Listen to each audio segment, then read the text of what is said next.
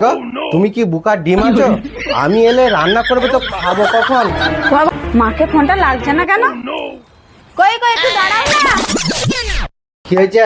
মনে হচ্ছে মায়ের ফোনে রিচার্জ শেষ হয়ে গেছে, তুমি একটু করে দাও না। হ্যাঁ, আমি আর দিতে পারবো না।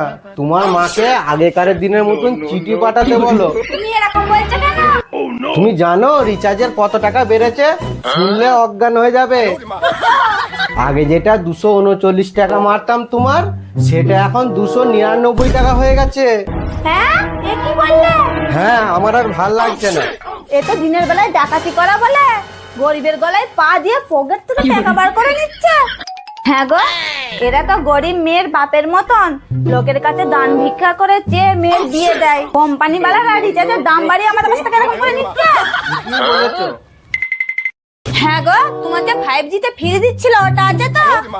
হ্যাঁ, আগে ফ্রি দিয়েছে, এখন রিচার্জের টাকা বাড়িয়ে 5 দিচ্ছে। আমার তো রাতে ঘুম ধরছে না। তোমার রিচার্জ, আমার রিচার্জ, আইনটিকা একটু বড় হলে আবার টিভি। এবার থেকে প্রত্যেক মাসে 1,500 টাকা করে চলেই যাবে। খাবো কি? লোকটা তো ঠিকই বলেছে, এত আমরা খাবো কি? আইডিয়া। ওই গো শুনছো, আজ থেকে তোমাকে আমার আর রিচার্জ করে দিতে হবে না। কেন? তাহলে আমি কিসে কার্টুন দেখবো? কেন টিভিতে? তোমাকে আর চিন্তা করতে হবে না, আমি আইডিয়া করে নিয়েছি। তুমি দোকান যাবে তো, যাও রেডি হও। এই নাও। কি এটা? এটা এখানে খুলবে না, দোকানে যে খুলবে। তোমাকে আমি ফোন করে যা সব বলি, এটা সব লেখা রয়েছে। হ্যাঁ, আমি তো ভাবতাম তুমি বোকা। তোমার তো অনেক বুদ্ধি। দেখলে তো? ঠিক আছে। নেই, তুমি দোকানে যে দেখে নেবে। আমার বউ কত ভালোবাসে, ফোনে কথা হবে না বলে আবার চিঠি লিখে দিয়েছে। উফ, নিশ্চয়ই ভালোবাসার কথাই লিখবে। দেখি কি লিখেছে। আজকে কি রান্না করব, তুমি এসে বললে তবেই করব। এর কোনোদিনও শুধরাবে না। ফোনে রিচার্জ করতে বারণ করেছে তাই, নাহলে এক্ষুনি না ওর আইডিয়ায় বুঝতে ষষ্ঠী পূজা করে দিতাম। বইয়ের উপরে রাগ করে আর লাভ নেই। সব কিছুই টাকা বাঁচানোর জন্যই উল্টো পাল্টা করে ফেলছে। সব দোষ ওই রিচার্জের জন্য। এত টাকা বাড়িয়েছে, টেনশনে কি করবে আর খুঁজে পাচ্ছে না।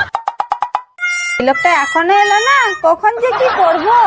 এই কোম্পানিওয়ালারা প্রথমে নেট ফ্রি, কলিং ফ্রি, আর এখন আচুলা বাঁশ দিচ্ছে।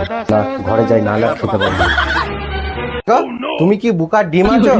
আমি এলে রান্না করবে তো খাবো কখন? তোমার ভালোর জন্যই তো করেছি। ফোনে কথা বলতে গেলে রিচার্জ লাগবে, ফস করে তোমার 300 টাকা চলে যাবে। শালা এ জ্বালাই যাই কোথা। তোমাকে আর এত কিছু ভাবতে হবে না। এরা গরিবের রক্ত চুষতেই জানে।